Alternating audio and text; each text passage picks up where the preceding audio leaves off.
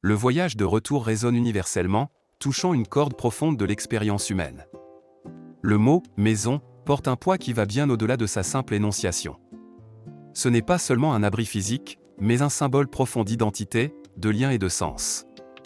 À travers les millénaires et les cultures, le récit du retour au foyer a captivé notre imagination collective, reflétant nos aspirations les plus profondes et les luttes qui nous empêchent d'appartenir.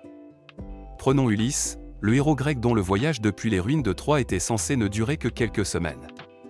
Il s'est étiré en une odyssée de 10 ans, emplie de créatures monstrueuses, d'interventions divines, de tentations, de pertes et de transformations profondes. Pourquoi ce conte ancien, raconté pour la première fois il y a plus de 3000 ans, continue-t-il de traverser le temps? La réponse réside dans le reflet qu'il offre de nos propres voyages intérieurs et extérieurs. Ulysse incarne la tension humaine entre la nostalgie du foyer et l'attrait de l'aventure, le conflit entre le devoir et le désir, et la bataille contre les obstacles mondains et les défauts personnels pour atteindre l'intégrité.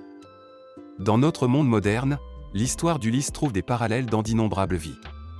Le soldat qui revient de la guerre, à jamais marqué par le trauma, porte le poids d'expériences qui remodèlent son identité. Le réfugié, traversant des mers périlleuses en quête de sécurité, reflète la lutte d'Ulysse contre un monde impitoyable. L'errant, perdu dans les complexités de l'existence moderne, cherche à redécouvrir sa véritable identité. Fondamentalement, le voyage du héros est une transformation à un départ d'un état d'être et un retour en tant que personne remodelée par les épreuves, les pertes et les leçons. Cette épopée n'est pas seulement un récit d'aventure, mais une carte de l'expérience humaine, traçant le chemin de la fragmentation à l'intégrité. Pour saisir pleinement la signification de cette histoire, nous devons d'abord explorer le monde qu'il a vu naître, un monde déjà ancien pour son poète, Homère. Les événements de l'Odyssée se déroulent vers 1200 avant notre ère, durant les derniers jours de l'âge du bronze, une époque sophistiquée de palais, de réseaux commerciaux, d'archives écrites et de puissantes cités-États. C'était une époque de commerce maritime florissant et de bureaucratie royale, où des civilisations comme Mycène et Troie prospéraient. Pourtant, entre 1200 et 1150 avant notre ère, ce monde vibrant s'effondra dans un cataclysme connu sous le nom d'effondrement de l'âge du bronze. Les villes brûlèrent, les empires s'écroulèrent, les systèmes d'écriture disparurent et les routes commerciales se dissolvèrent. Les savants débattent des causes au changement climatique, catastrophes naturelles, invasions ou révoltes internes, mais le résultat fut indéniable, un système complexe et interconnecté céda la place à des siècles d'isolement et de déclin, connus sous le nom d'âge sombre grec. Durant cet âge sombre, les récits de la guerre de Troie et de ses conséquences furent préservés oralement, transmis à travers les générations de conteurs. Au 8e siècle avant notre ère, lorsque ces contes furent probablement mis par écrit, ils portaient le poids d'un âge d'or perdu, filtré par des siècles de tradition orale. Cela donne à l'Odyssée une double perspective, elle est située dans la grandeur de l'âge du bronze, mais composée dans un monde de cités-États émergentes, d'une alphabétisation renouvelée et d'expansion coloniale. Les archéologues ont cherché à découvrir les vérités historiques derrière l'épopée. La découverte de Troie par Heinrich Schliemann dans les années 1870 confirma l'existence de la ville, et les fouilles à Mycène, Pylos et Ithaque ont révélé des complexes palatiaux rappelant ceux des descriptions homériques. Pourtant, l'Odyssée n'est pas un document historique mais un artefact culturel, mêlant mythe, mémoire et expérience humaine en une œuvre d'art intemporelle. L'épopée commence par une invocation « Chante-moi, ô muse, cet homme aux 1000 tours ». Ces mots introduisent l'une des plus grandes œuvres littéraires de l'humanité, pourtant l'identité de son créateur demeure un mystère. Homère était-il un génie singulier, un nom collectif pour plusieurs poètes, ou, comme certains le spéculent, une femme? Les traditions antiques le dépeignent comme un poète aveugle Dionie, dans l'actuelle Turquie occidentale, cette ville se disputant son lieu de naissance. Son nom pourrait dériver d'un terme signifiant « otage » ou « celui qui suit », évoquant une figure liée à la tradition. Quoi qu'il en soit de son identité, Homère représente l'apogée d'une tradition poétique orale qui permit de composer et de partager des épopées complexes sans écriture. Cela fut réalisé grâce à la composition formulaire, où les poètes maîtrisaient un répertoire de phrases métriques, de scènes récurrentes et de schémas narratifs, les tissant en des performances à la fois familières et neuves.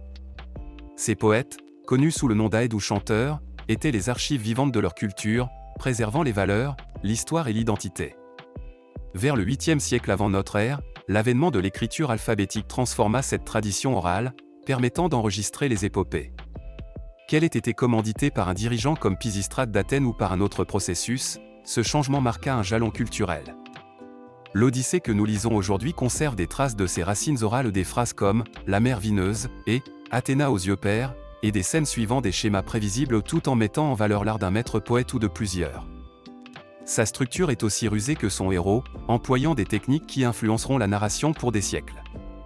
Notamment, elle commence astérisque in media res astérisque, nous plongeant dans la 7e année de captivité d'Ulysse sur l'île de Calypso, les aventures précédentes comme les rencontres avec le Cyclope, les sirènes et Scylla étant révélées plus tard par son propre récit. Cela crée une chronologie narrative complexe, avec 24 chants couvrant 40 jours tout en englobant une décennie d'errance.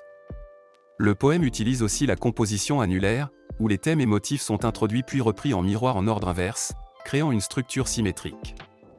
Des assemblées divines encadrent le récit, le voyage de Télémaque fait écho à celui de son père, et l'hospitalité montrée à Télémaque contraste avec les violations des prétendants à la maison. Ces schémas approfondissent l'exploration de thèmes comme le foyer, l'identité et l'ordre. Le langage lui-même, écrit en hexamètre dactylique, confère une puissance rythmique qui aidait à la fois la mémoire et l'art, devenant la marque de fabrique de la poésie épique occidentale. Comparé à sa compagne, l'Iliade, l'Odyssée déplace l'accent de la gloire martiale à la survie, de la mort noble à la vie sage, de la conquête à la maîtrise de soi. En son cœur se trouve Ulysse, un héros défini non par sa prouesse physique mais par son intellect et son adaptabilité. Dans l'Iliade, il est une figure secondaire, respecté mais éclipsé par des guerriers comme Achille. Son véritable éclat émerge avec le cheval de Troie, une stratégie rusée qui met fin à la guerre. Cette insistance sur l'esprit plutôt que la force marque un nouvel idéal héroïque, reflété dans ses épithètes, *polytropo*, l'homme aux 1000 tours, *polymétie*, aux 1000 ruses, et *poiquilon*, aux ressources variées. Ces qualités conviennent à un monde d'après-guerre où la survie dépend de la capacité à naviguer parmi des menaces complexes, à la fois humaines et divines. Pourtant, la ruse d'Ulysse est aussi son défaut. Son hubris, comme lorsqu'il nargue le Cyclope Polyphème après l'avoir aveuglé, provoque la colère de Poséidon, condamnant son équipage. Cette dualité où époux fidèle mais amant volage, père aimant mais leader imprudent en fait une figure profondément humaine. Son voyage est à la fois externe, à travers des mers traîtresses, et interne, à travers les complexités de sa propre nature. À Ithaque, une crise parallèle se déroule, menaçant l'ordre social. Le royaume insulaire et rocailleux d'Ulysse, bien que modeste, est profondément lié à son identité. En son absence, 108 prétendants ont envahi son palais, consommant ses ressources et pressant Pénélope de se remarier. Leurs actions à abattre le bétail, harceler les serviteurs, comploter contre Télémaque violant le code sacré de l'hospitalité, ou *Xenia*, centrale dans le monde homérique. Cette rupture reflète des questions plus larges. Que advient-il quand l'autorité disparaît? Quelle est la fragilité des coutumes qui lient la société? La consommation des prétendants a aussi des conséquences économiques, épuisant la richesse accumulée sur des générations, menaçant l'héritage d'Ulysse. Pénélope navigue cette crise avec une intelligence égale à celle de son mari. Sa fameuse ruse au tisser un linceul pour l'aerte le jour et le défaire la nuit retarde les prétendants pendant 3 ans. Cet acte symbolise son double rôle, remplir les attentes sociales tout en les subvertissant. Elle équilibre résistance et diplomatie, extrayant des cadeaux des prétendants tout en maintenant son autonomie. Ses rêves et présages suggèrent une connexion plus profonde à une connaissance divine ou subconsciente, mais son angoisse pour la sécurité de Télémaque révèle sa vulnérabilité. Télémaque, quant à lui, subit sa propre transformation. Élevé sans père, il lutte pour affirmer son autorité dans un palais assiégé. Incité par Athéna, déguisé en mantet, il convoque une assemblée, dénonce les prétendants et se procure un navire pour chercher des nouvelles d'Ulysse. Son voyage à Pylos et Sparte, où il rencontre Nestor et Ménéla, l'expose à une hospitalité appropriée et à des récits de l'héroïsme de son père. Il apprend qu'Ulysse est vivant mais captif, gagnant un but et une perspective. À travers ces rencontres, Télémaque grandit d'un jeune homme hésitant en un leader potentiel, reflétant les qualités de son père. La dimension divine façonne les deux voyages. Les dieux sont des acteurs actifs, avec Athéna soutenant Ulysse et Poséidon s'opposant à lui. Athéna, déesse de la sagesse, voit ses propres qualités en Ulysse, offrant des conseils plutôt que de supprimer les obstacles. La colère de Poséidon, déclenchée par l'incident du Cyclope, représente les forces naturelles chaotiques. Les dieux défendent la *Xenia* et punissent sa violation, mais leur pouvoir est limité par le destin, ou *Moira*, créant un espace pour l'agence humaine. Cette interaction entre la volonté divine et le choix humain forme l'univers moral de l'épopée, où les actions ont des conséquences, à la fois naturelles et surnaturelles. Le récit commence avec Télémaque, un jeune homme pris entre l'enfance et l'âge adulte. Ses rêveries sur le retour d'Ulysse cèdent la place à l'action quand Athéna l'exhorte à chercher son père. Son assemblée à Ithaque, la première depuis 20 ans, marque son émergence en tant que figure publique.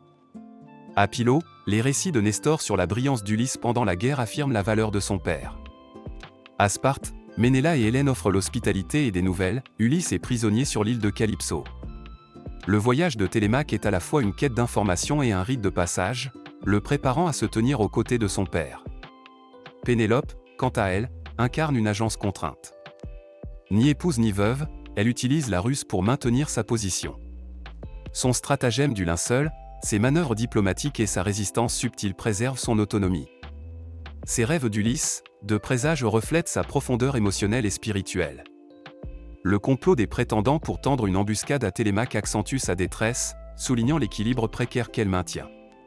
Le foyer lui-même est un microcosme de désordre.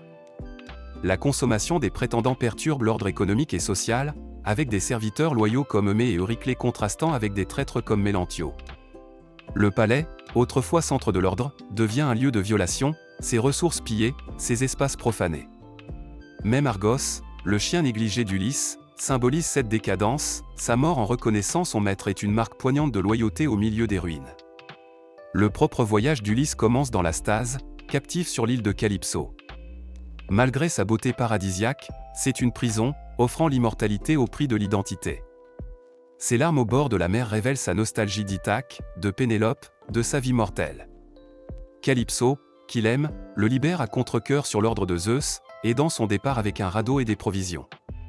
Son histoire souligne les dynamiques genrées du pouvoir divin, ajoutant de la profondeur à son personnage.